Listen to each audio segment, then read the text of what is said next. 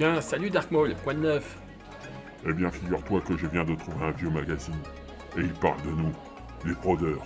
Ah, mais tu parles de Dixième Planète? Oui, je connais. Mais tu connais comment ce magazine? C'est R2 qui m'en a parlé. Attends, R2, peux-tu nous mettre la bande holographique sur l'histoire du magazine Dixième Planète?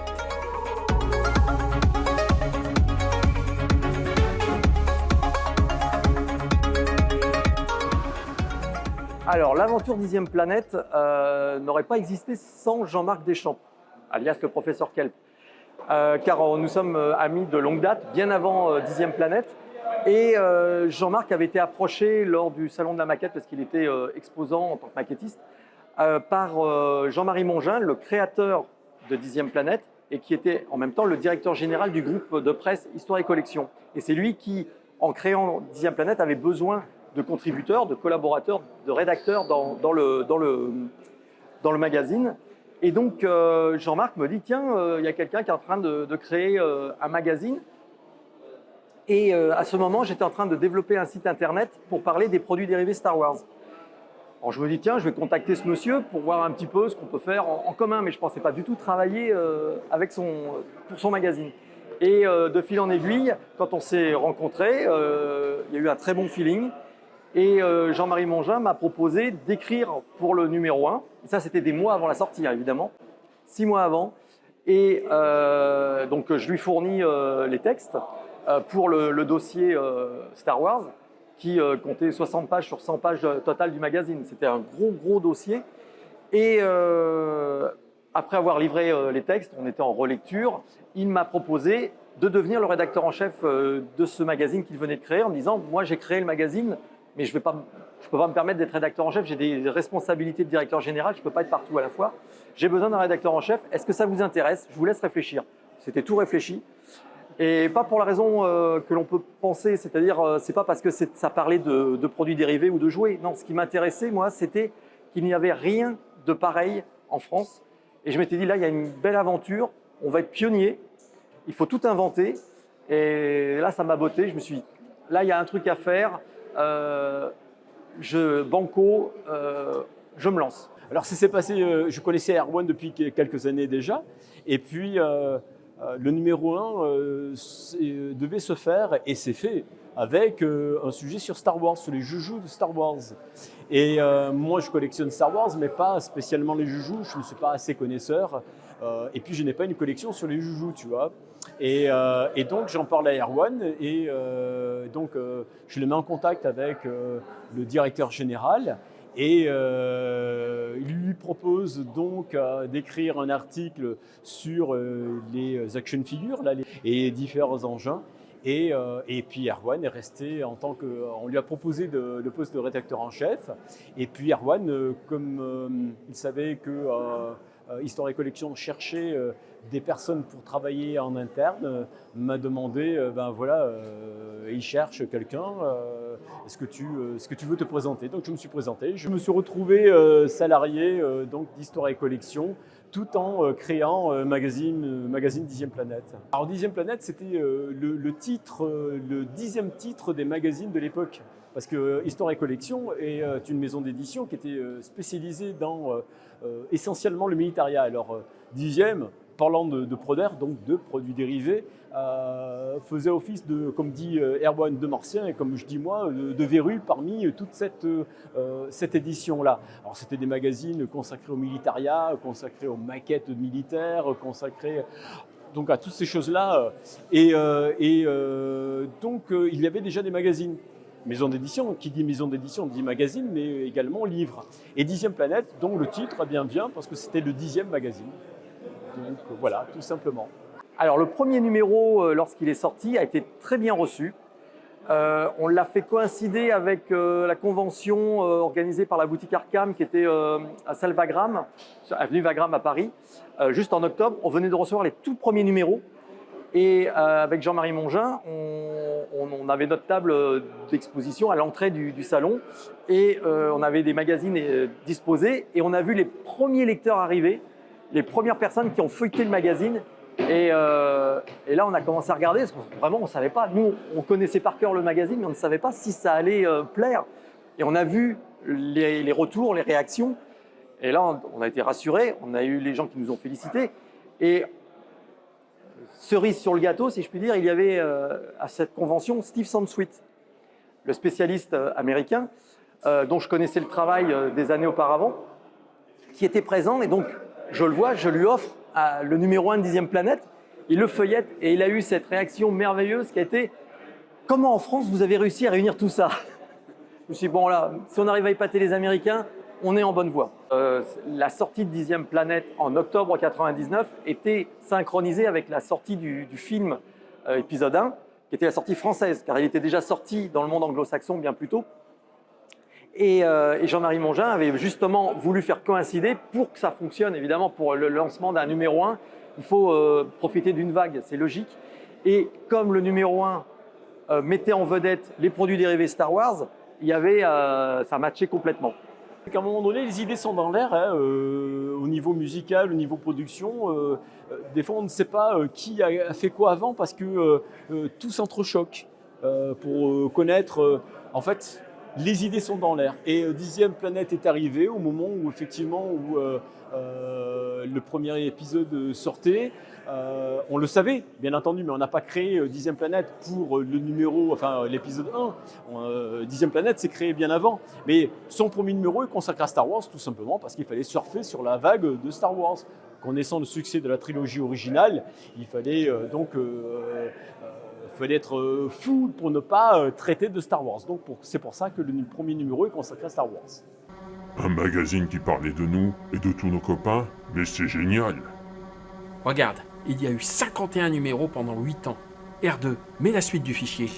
Alors, lorsque le numéro 1 est sorti, il y avait eu des mois de fabrication, de conception qui ont précédé la sortie du numéro 1. Et quand le numéro 1 est sorti, on avait une page blanche pour le numéro 2. Parce que Histoire et Collection n'avait pas anticipé ou imaginé la suite. Donc c'est là où j'ai dû me mettre au boulot. En fait, un magazine, c'est sérieux, c'est ce que je dis, je répète. C'est pas un fanzine. 10e Planète n'est pas un fanzine. Alors, il a peut-être le goût, l'illusion du fanzine, mais ce n'était pas du tout un fanzine. C'était un véritable magazine de presse, édité par une maison d'édition qui avait les reins solides. Et il fallait absolument, d'abord, vu l'ampleur, parce que le magazine, le numéro 1, est quand même très dense. Et il fallait écrire énormément quand même d'articles. Et puis, c'est un premier numéro. Donc, un premier numéro se cherche toujours. Donc, il fallait constituer une iconographie, il fallait constituer une équipe rédactionnelle, il fallait écrire des articles, etc. Et donc, cela prend énormément de temps. Donc, avant qu'un numéro soit en kiosque, il y a tout un travail qui est fait en amont. Les premiers mois de 10e Planète, ça a été de trouver un rythme de parution. Et donc, le numéro 2 de 10e Planète s'est fait un petit peu dans l'urgence et c'était avec comme sujet principal, comme dossier principal James Bond. Et donc là, il a fallu travailler très vite et en même temps se rendre compte d'une autre chose, c'est que le public qui avait adoré le numéro 1, c'était un public de fans de Star Wars et tout d'un coup, il voyait James Bond. Et c'était encore pire avec le numéro 3 parce que c'était la BD franco-belge. Pourtant, tout ça, c'était des produits dérivés. Et le principe même du magazine, c'était de parler des produits dérivés au sens large et pas de Star Wars en particulier.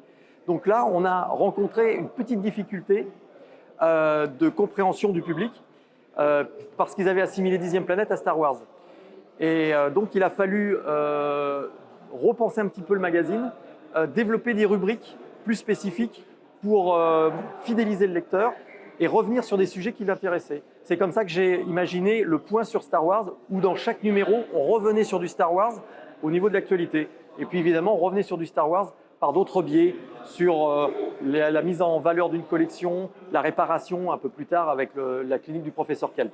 Effectivement, on a fait évoluer le magazine au fur et à mesure. Le premier numéro est un numéro un peu fourre-tout. Tu verras, quand tu l'ouvres, il est un petit peu fatras. Et au fur et à mesure, on a aiguisé, on a affiné plutôt l'identité du magazine en créant à la fois des chroniques, des rubriques et au fur et à mesure en épurant, on va dire, la mise en page. Ça a mis du temps quand même à se faire parce que la grande mode à l'époque, il faut se replacer dans le contexte de cette époque-là, c'est que on avait un outil qui s'appelait Photoshop et on travaillait à l'époque sur Express.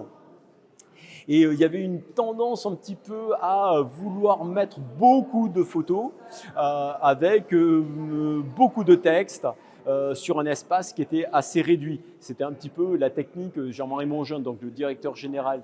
Et donc il fallait en passer par de nombreux détourages et de tout mettre ça vraiment au chausse-pied dans une mise en page qui était très serré. Voilà. Donc au fur et à mesure, on a essayé d'édulcorer cette mise en page-là. Je ne dis pas qu'on a réussi à 100% parce qu'on avait quand même beaucoup de choses à faire. C'est surtout l'iconographie qui comptait. Les textes étaient très importants, bien entendu, parce que ce qui est écrit, hein, les écrits demeurent, comme on dit, mais il fallait qu'il y ait un juste équilibre entre un vrai texte bien vérifié au niveau donc de l'exactitude des données et de l'information, mais surtout de l'iconographie qui devait en jeter plein les yeux. Voilà. Alors, c'est vrai qu'à chaque fois, il fallait se renouveler, se réinventer. Et on avait Alors, avoir peur de caler sur des sujets, non, pas vraiment, parce qu'il y avait quand même beaucoup de sujets et il y avait une actualité. Parce qu'on suivait quand même aussi la sortie des films, genre Matrix, X-Men, ça a aidé aussi à trouver des sujets. Mais on avait aussi une autre, si je puis dire, une astuce pour ne pas caler, c'était de revenir sur des sujets avec des angles différents, comme grâce aux rubriques. C'est pour ça qu'on a développé À vous de jouer, qui était une rubrique qui mettait en valeur les collections avec des dioramas. C'est pas le tout d'avoir des figurines, on en fait quoi? On peut les mettre en situation, on peut aussi les photographier. Donc ça permettait de revenir comme ça sur des sujets et vous poser des questions plus larges du genre faut-il ou non ouvrir la boîte? Ça, c'est une grande question. Il y a les puristes et puis les autres qui arrachent les boosters. Mais les deux sujets se défendent, les deux points de vue se défendent. Donc voilà, on avait la possibilité de revenir sur des sujets de cette façon. Mais sinon, c'est quand même assez inépuisable. Et puis, il y avait une telle arrivée de nouveautés qu'on pouvait toujours revenir dessus. Eh bien, quel beau magazine. Mais il n'était pas que deux à le faire quand même. Ah non, mais il y avait toute une équipe. Et même des personnages emblématiques ont été créés, tels que le professeur Kelp ou encore la ravissante Miss Deeplane. Regarde, R2, mets la suite de la bande holographique. Oh, c'est vrai qu'on parle beaucoup de Jean-Marc parce que c'est quelqu'un qui a eu une grande importance dans le magazine. Mais l'équipe a été constituée au fil de l'eau, si je puis dire. Alors déjà, Jean-Marie Mongin avait recruté des personnes comme moi et Jean-Marc, mais au fur et à mesure, j'ai rencontré d'autres personnes, notamment Yvan West-Laurence. Yvan m'a contacté de lui-même. Il est venu me rencontrer un jour sur un salon, sur notre stand, parce qu'on exposait beaucoup, pour proposer ses services en quelque sorte. Il était le cofondateur d'Animeland, magazine réputé. Et lui, sa spécialité, c'est l'animé. Et tout ce qui tourne avec, et principalement les robots, on va dire robots japonais, je la fais courte, je synthétise. Et donc, il a pu collaborer que des mois plus tard, quand on a fait le numéro 7 de mémoire, avec un dossier sur Goldorak, avec Goldorak en couverture. Et là, il a commencé à collaborer avec Dixième Planète. Mais je le connaissais depuis 1999 en fait. On avait constitué une belle équipe rédactionnelle avec pas mal d'auteurs et de personnes qui avaient chacun son domaine de prédilection. Et il y a eu à un moment donné une synergie pour faire en sorte que Dixième existe et qu'on puisse écrire des articles, chacun à son niveau. Et on se connaissait tous. On a d'autres collaborateurs que l'on a rencontrés un peu par hasard. Parfois, c'était même des lecteurs qui envoyaient un courrier, parce qu'il y avait le courrier des lecteurs. Je me rappelle de Thierry Reynaud, par exemple, qui avait envoyé des photos de son custom de R2D2 de taille réelle. C'était époustouflant. Donc, du coup, j'étais plus loin que le courrier des lecteurs. J'ai pris contact avec lui en disant « c'est génial ce que vous faites ». Puis, on a commencé à sympathiser. Et il a eu l'occasion de collaborer au magazine ensuite. Et c'est lui qui a créé le professeur Kelp et moi-même en personnage 12 pouces. Professeur, alors le professeur, il est né d'un constat que l'on réparait à l'époque les joujoux style les poupées, les ours en peluche, qu'il existe même des cliniques. On peut donner à réparer son os en peluche et sa poupée. Mais en revanche, tout ce qui était produits dérivés, Proder, style Goldorak, les Corgi, et j'en passe, en fait, une fois que c'était abîmé, on avait plutôt tendance à les jeter.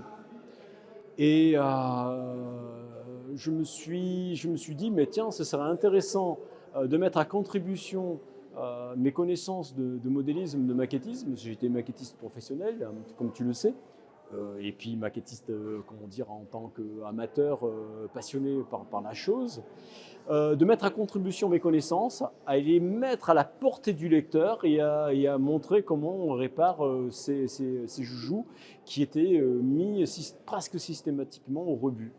Voilà comment est née la clinique du professeur Kelp, avec l'idée que derrière clinique, je m'étais inspiré du nom de la clinique de la Forêt Noire, qui était une série soap opéra de l'époque.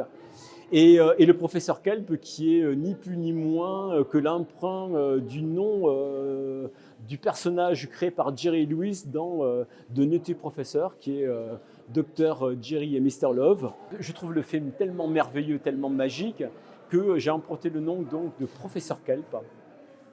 Et j'en ai fait la clinique du professeur Kelp, et avec le succès que l'on sait, puisque si j'en parle encore 25 ans après, ou presque 25 ans, parce qu'il a été créé un petit peu après la création de 10e Planète, cela signifie que j'avais mis dans le mille, on va dire.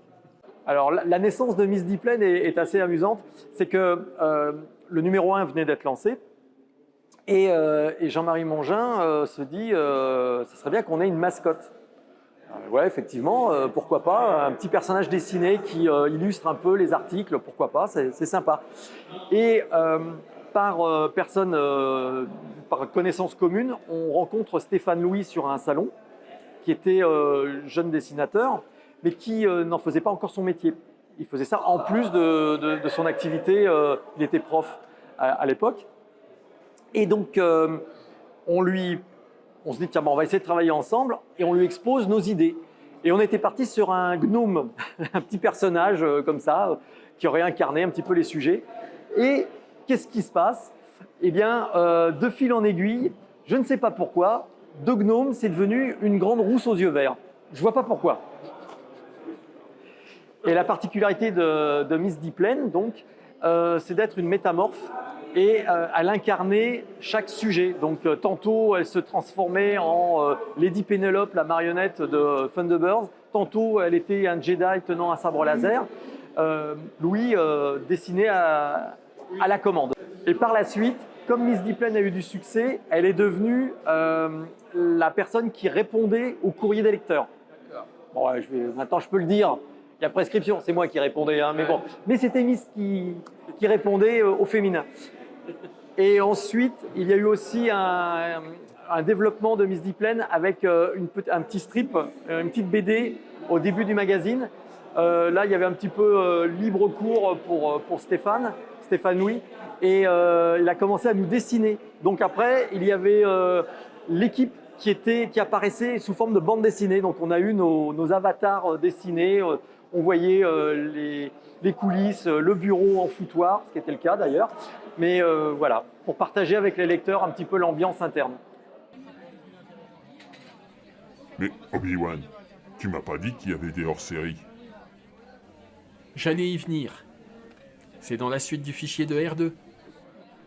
Oui, alors le premier hors-série est arrivé un an plus tard, en décembre 2000.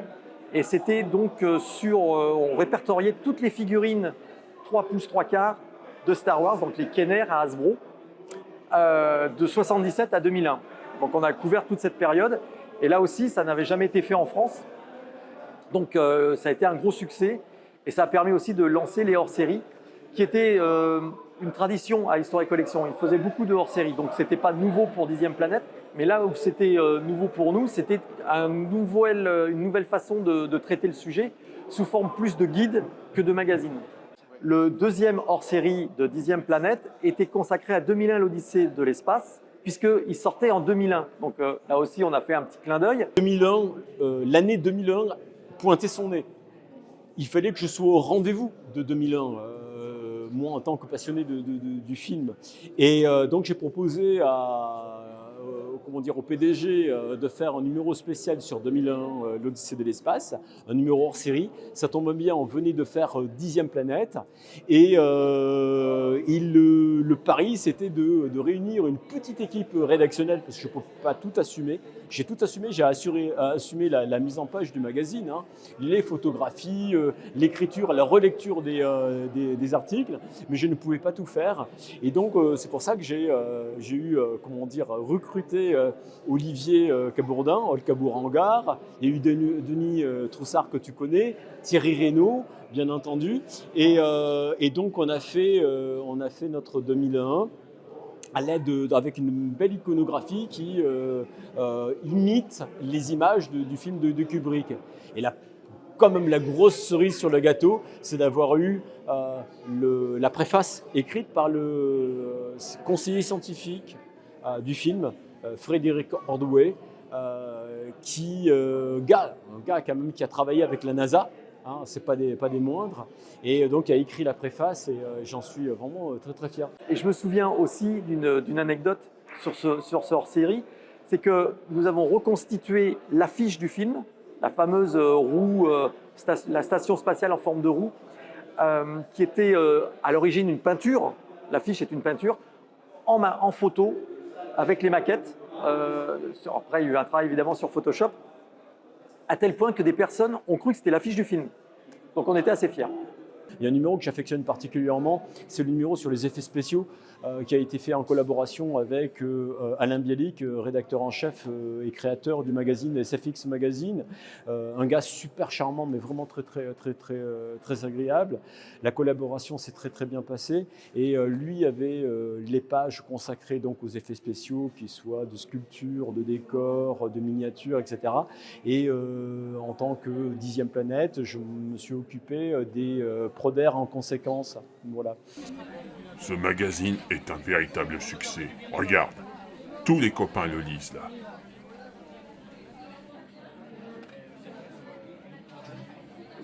Mais pourquoi alors ça s'est arrêté? Il y a eu plein de rumeurs autour de son arrêt.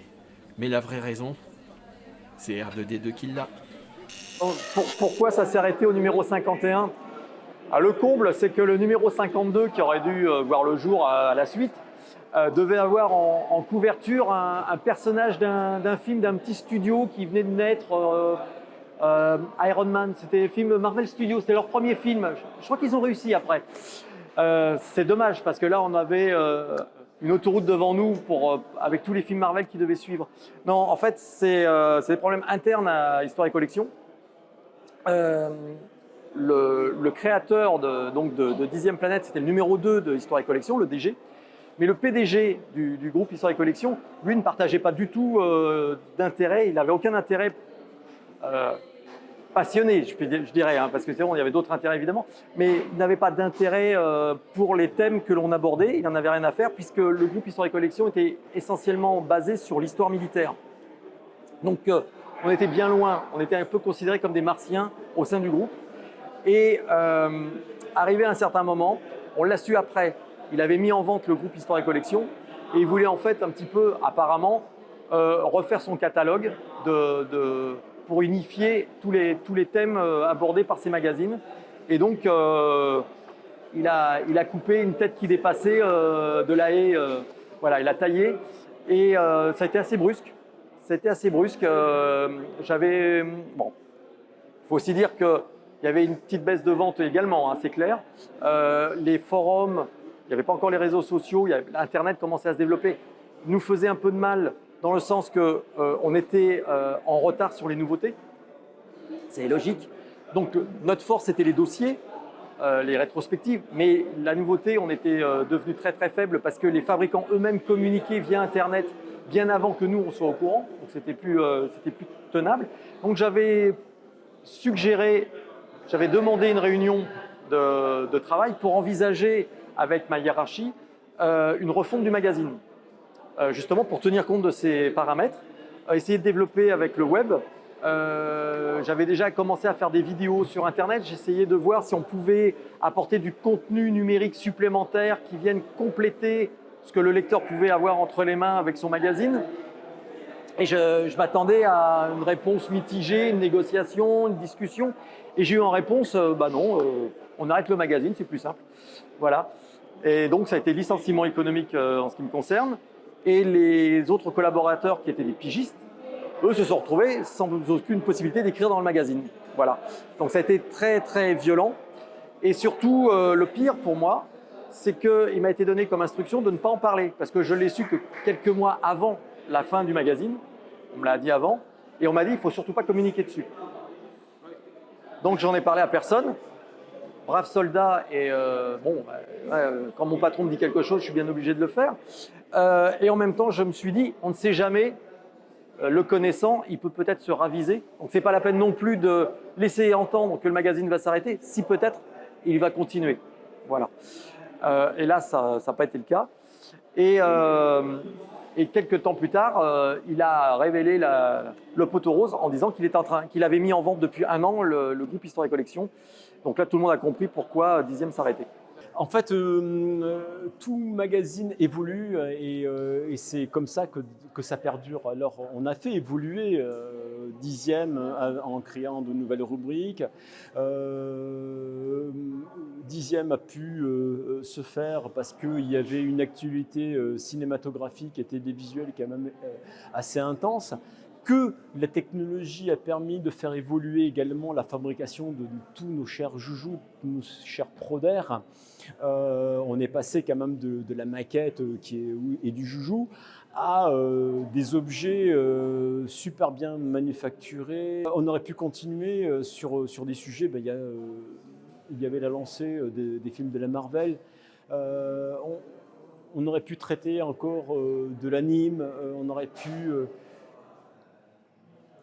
Là c'est un piège, comment faire évoluer les choses avec le recul, mais sur le moment, tu as des ressentis, tu as comment on appelle ça, des sensations, un instinct, et tu te dis, tiens, effectivement, il y a quelque chose qui est dans l'air, ou soudain, tu as une idée, tu en parles et tu le fais évoluer.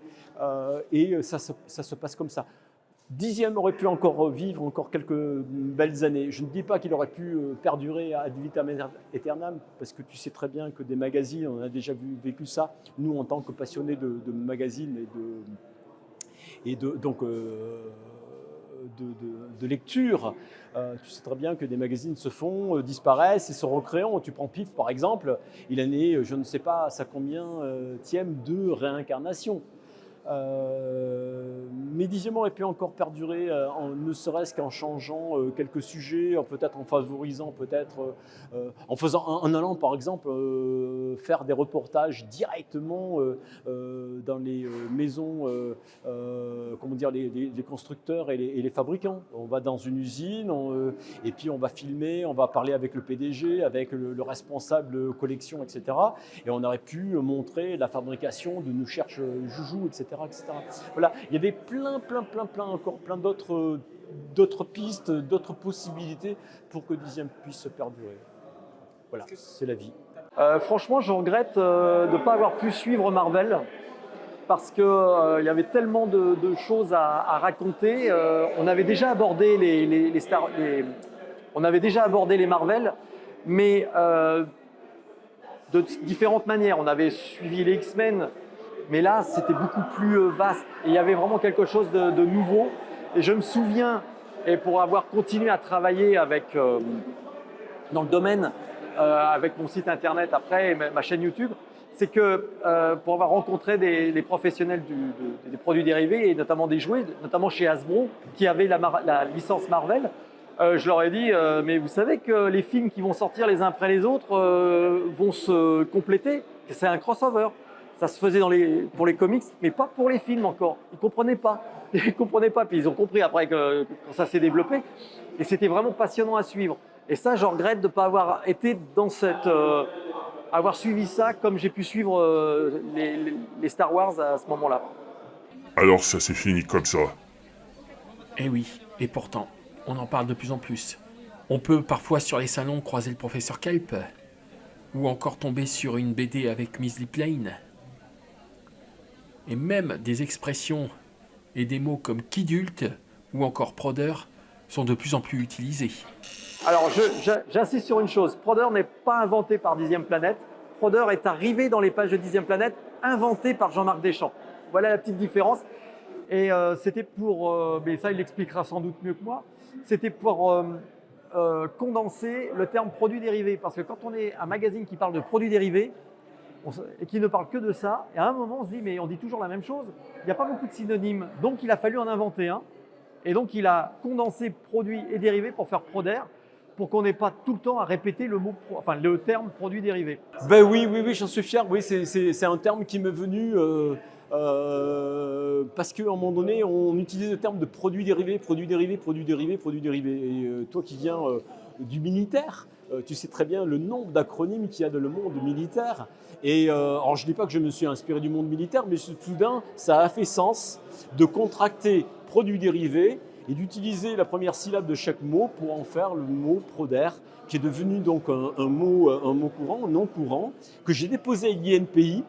Je dois le dire donc les lecteurs, j'ai déposé le mot INPI, mais en fait l'usage de Proder est un usage qui est devenu libre, on va dire libre de droit, et beaucoup de collectionneurs, et il y a même des magasins et des groupes qui utilisent le nom Proder. En fait, c'est ma fierté d'avoir créé un nom qui est devenu un nom commun, utilisé par tous les collectionneurs. Oui, c'est effectivement. Et ça a été créé en 2000, je ne sais plus, enfin tout début des années 2000, je ne sais plus si c'était 2003 ou quelque chose comme ça. C'est arrivé très très vite avec Dixième Planète. Je ne dis pas les premiers numéros, mais c'est arrivé très très vite, on va dire.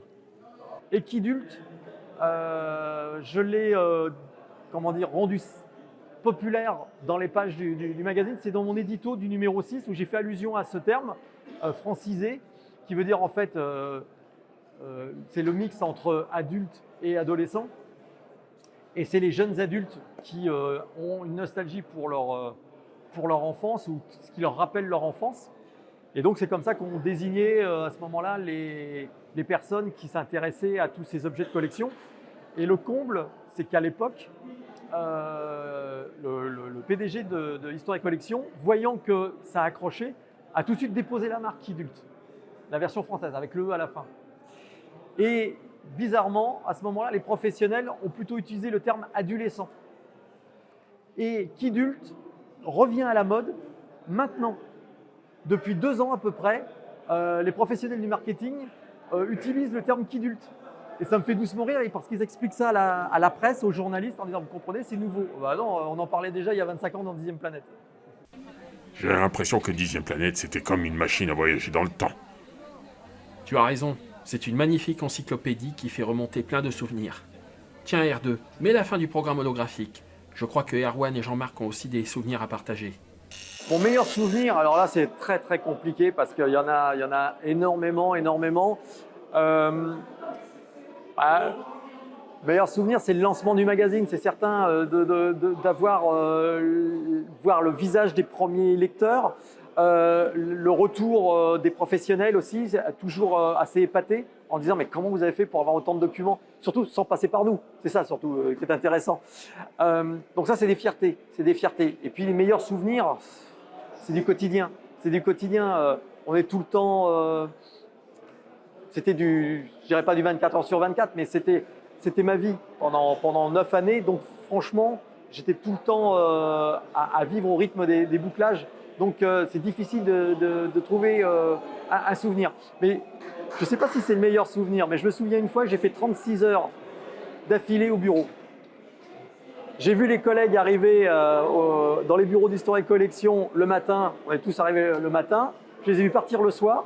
J'ai continué à bosser. Je les ai vus revenir le lendemain matin et on est repartis ensemble le soir. Et je suis resté toute la nuit à bosser parce qu'on avait un bouclage difficile et il fallait finir dans les temps. Donc ouais, 36 heures d'affilée, ça c'est aussi un sacré souvenir. Ça représente, premier mot qui me vient à l'esprit, c'est la nostalgie.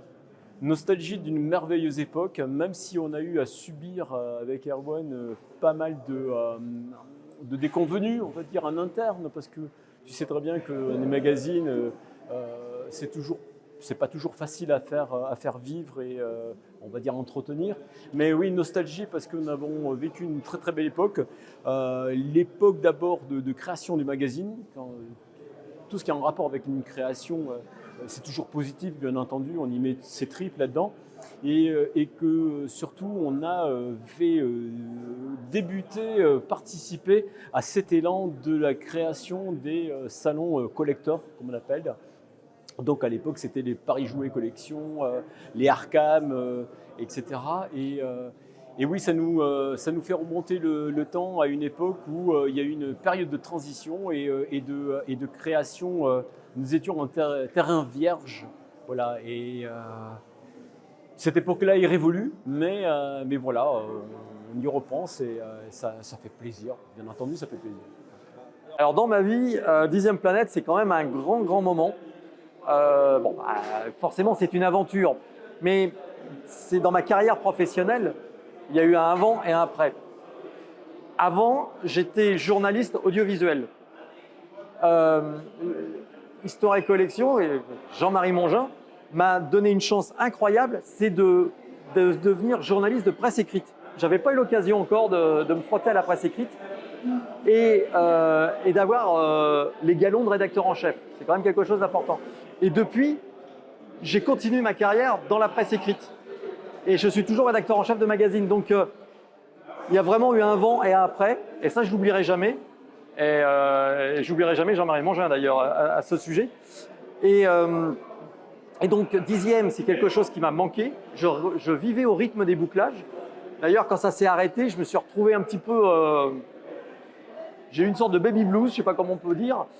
J'ai eu plusieurs mois à m'habituer, à me dire « Ah mais non, non, le mois prochain, je ne boucle pas. Non, c'est fini. » Voilà, il y a eu un moment de rééducation pour me remettre dedans. Et donc vraiment, 10e, ça a été un grand moment dans ma vie. Et la preuve, je suis très content de fêter les 25 ans. Ça me reste… Il n'y a pas une journée sans qu'on me fasse allusion à 10e planète. J'ai parfois des gens sur Facebook qui me contactent en disant « Ah, est-ce que ça revient ou quoi que ce soit ?» Donc vraiment, c'est quelque chose qui reste dans mon cœur et la plupart des membres de l'équipe sont toujours des amis. La fin de 10e planète a marqué la fin d'une, je dirais, pas d'une amitié. C'est vrai que pour certains, il y avait une amitié, c'est vrai, mais c'est la fin d'une superbe, belle collaboration, d'une belle synergie, quoi. Voilà. Mais bon, on l'a dans notre cœur, on continue à titre personnel, et puis quand on croise des lecteurs qui nous parlent encore de 10e planète, c'est que réellement, on a marqué les esprits. Un mot en voyant ce numéro. Ça me rajeunit pas. Hein. Non, c'est… justement, je reste sans voix. Je reste sans voix parce que c'est un tel moment, quoi, un tel souvenir, un basculement dans ma carrière, dans ma vie personnelle que franchement, c'est waouh. Waouh. Merci Obi-Wan pour cette vidéo holographique. J'ai appris plein de choses. Allez, en route pour la convention.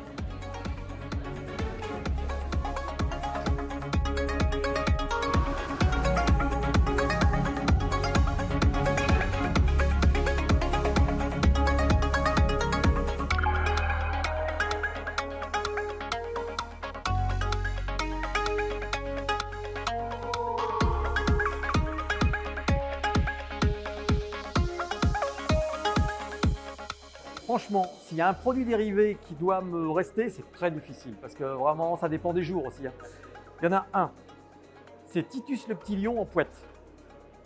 Voilà. Alors, je vais expliquer pourquoi. Titus le petit lion en pouette, c'est un jouet de Lacoste qui date de 1967, qui représentait un personnage d'une petite émission animée pour les enfants de cette époque qui passait à la télé, qui s'appelait Titus le petit lion. Et je suis né en 1968, en août, donc je suis du signe du lion et mon père m'a acheté ce jouet, ne sachant pas que c'était un produit dérivé, parce que j'étais lion. Et je l'ai ressorti des années plus tard et je l'ai passé dans 10e planète. Voilà, donc c'est mon tout premier jouet et mon tout premier jouet de bébé était déjà un produit dérivé. Et il est passé dans 10e planète. Donc, s'il faut que j'en garde un, ça sera celui-ci.